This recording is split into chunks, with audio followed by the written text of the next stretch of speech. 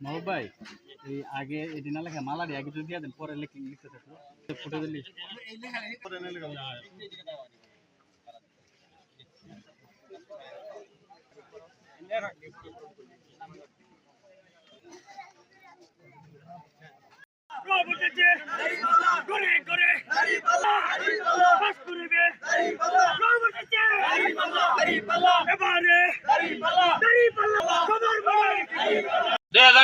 সনের 5ই আগস্ট বাংলাদেশে একটি বিপ্লব সংগঠিত হয়েছে।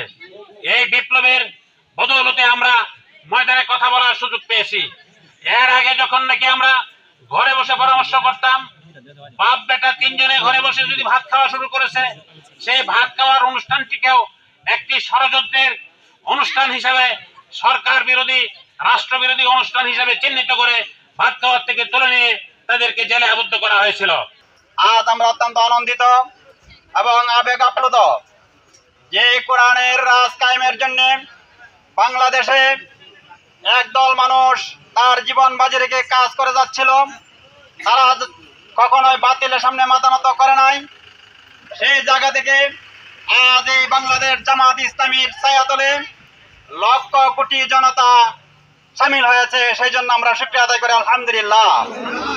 আজকে আমরা এই জামাতে ইসলামে যোগদান করে আজকে আমরা একটা সুন্দর দলে আসতে পারলাম, একটা সুশৃঙ্খল দলে আসতে পারলাম।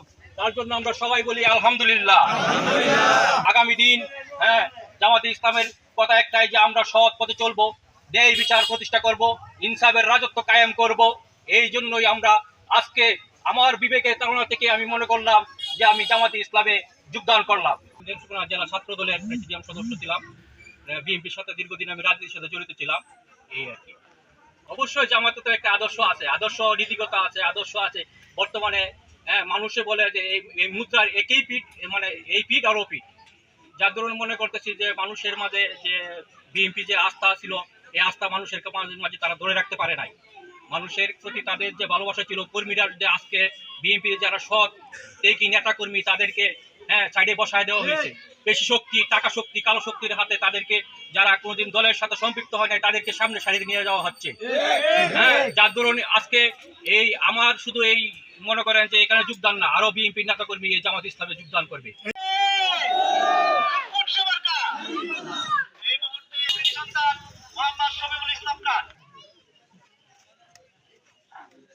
আসসালামু আলাইকুম।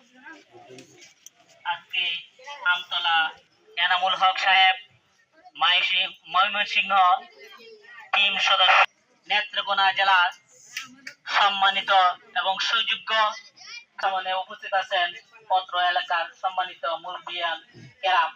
আগামী জাতীয় সংসদকে নির্বাচন হবে, সেই সংসদ নির্বাচনে দেশকে সুসংগঠিত করার জন্য এবং প্রত্যেকটা মানুষকে ইসলামের ছায়া আনার জন্য